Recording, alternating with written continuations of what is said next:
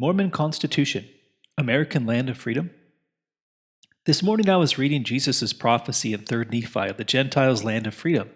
It says, "It is wisdom in the Father that they, the Gentiles, should be established in this land, and be set up as a free people by the power of the Father, that these things might come forth from then unto a remnant of your seed." Unquote.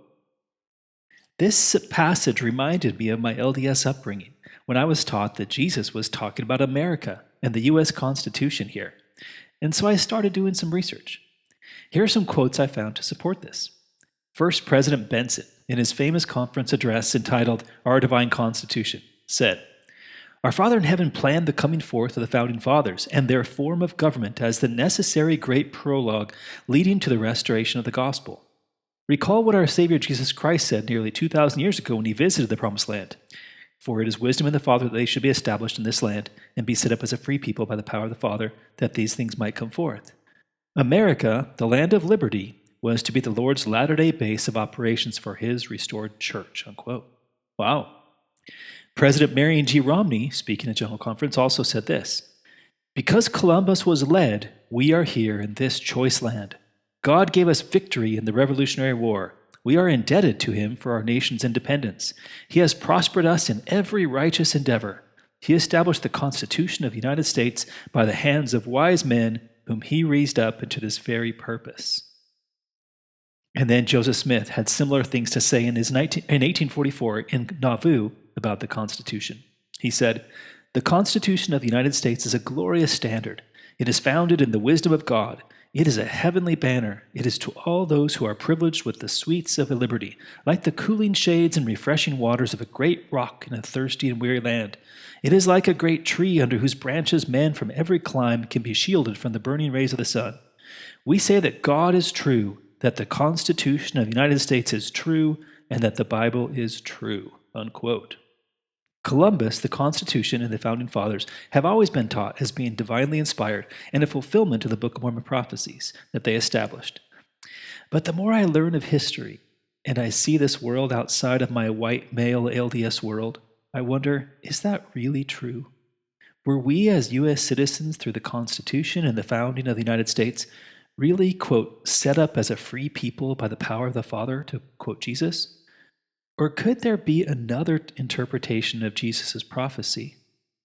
Well, I guess that depends on the definition of the word free. If we were to ask Joseph Smith or Brigham Young if they were free, they probably would have said yes. But what would have happened if we had asked any of the thousands of polygamist wives living under the Constitution in the United States who could not vote, own property, hold the priesthood, preside in their home, the church, or hold public office, or even marry an equal monogamous partner for love, would they have been free? What if we were to ask the slave Green Flake, who drove Brigham Young's carriage into the Salt Lake Valley in 1847, or any of the countless other slaves living under the Constitution in the United States, was he and they free? Free to vote? Free to own property? Free to own himself or his freedom? Free to enjoy a rich life with liberty and the pursuit of happiness? My guess is probably not. If I'm being completely honest, if I put aside my national and cultural pride for just a second, I have to say that for most of the U.S. history, the majority of people living in this country have not been free. And that's a hard thing to say, because it goes against all I've been taught and all I've been programmed to believe and to say. But is it not the truth? And what about today? I look around me as I go out and do pea harvesting in the fields, or I go to school and interact with my students, and I ask, are we free? Are we free from the power of rulers and leaders and bureaucracies? Are we free from restrictions and red tape and taxation and from the literally endless pages of laws that none of us ever got to vote on? Are we free from local and national government debts entered into by leaders, but for which we are personally responsible? Are we free to live where we want, build a house that we want, wherever we want? Are we free from surveillance, from mandatory identification, registration, the draft? Are we free to think what we want, say what we want, publish what we want, and organized to question the authority of this state? In summary, is this, as Jesus foresaw, quote, a land in which we are set up as a free people by the power of the Father? If that's free, what kind of sick version of freedom does God believe in? In contrast, the Book of Mormon speaks of a different kind of freedom. Freedom as equality in church and economy, that, quote, they were all equal and they did all labor, every man according to his strength, and they did impart of their substance, every man according to that which he had, to the poor and the needy and the sick. There was no taxation. Quote, ye should not be laden with taxes. For I, King Benjamin, have not sought gold nor silver nor any manner of riches from you. Freedom was no jails or prisons. Quote, ye should not be confined in dungeons. Unquote. Freedom was no slaves. Ye should not make slaves one of another. Freedom was not to esteem one person above another, as Mosiah said, thus saith the Lord, ye shall not esteem one flesh above another, and no man shall think himself above another. You shall have no kings or rulers, as Nephi said. This land shall be a land of liberty unto the Gentiles, and there shall be no kings upon this land. That there would be free land for everyone, as the Lord said, the land I shall give you for your inheritance. And there would be no rich or poor or bond or free. In 4th Nephi it said, they had all things common among them. Therefore there were not rich and poor, bond and free, but they were all made free and partakers of the heavenly gift. It seems like a truly free promised land is not a land of restrictions and inequality governed by leaders and hierarchies, but instead one defined by liberty, community, equality, and shared resources. Both the U.S. of Joseph Smith's time and the United States of our time fail the Book of Mormon's vision of a land of freedom. We are a nation of economic inequality, even if we don't want to hear it. The top 1% of the United States hold nearly 40% of all the wealth. The bottom 50% hold just 6% of the wealth. We are a nation of debt slavery, home loans, student loans, car loans, credit card loans. In 2025, this year, the average person in the United States, man, woman, and child, is $62,500 in debt. Wow.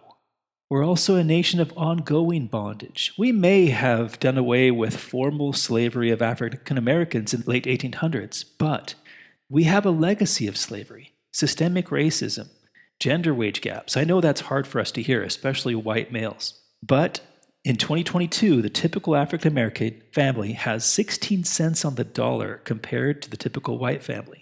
About 44,000 compared to 285,000.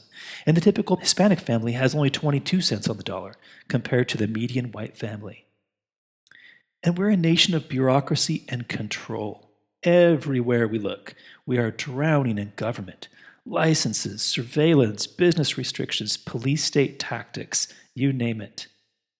The U.S. is not a land where we have been, quote, set up as a free people by the power of the Father, unless God's definition of freedom has changed as drastically as our own. So what if this isn't the land of prophecy yet? That's a bit scary, but also it's a little bit exciting. If so, then this current reality, this government we live under, and this difficult world our children and my friends are growing up in, this isn't the best that it gets. The actual promised land, the New Jerusalem, Zion, the one Jesus Christ prophesied, is going to be so much better. And so that fills me with hope, because I look around me and I see debt, I see contention, I see government oppression, I see division, and in the young people especially that I deal with, I see hopelessness. This can't be the freedom God intended for us. There has to be something better. And so to think that this isn't the end all, that we Gentiles today might just be placeholders, entrusted to carry the Book of Mormon forward to a future generation that God will someday establish as a free people in the land of promise of the Book of Mormon, wherever that is, gives me a lot of hope. My kids, my grandkids, maybe my great-grandkids will someday hopefully be able to escape this bondage we're currently in, this huge mess, and find true freedom. And perhaps the Book of Mormon was not written for Joseph Smith's day, or even my day, or even tomorrow. Maybe it's written for a day yet to come, when Christ's beautiful prophecies will be fulfilled, and the result will be a truly free and happy people. I hope and I pray for that future day.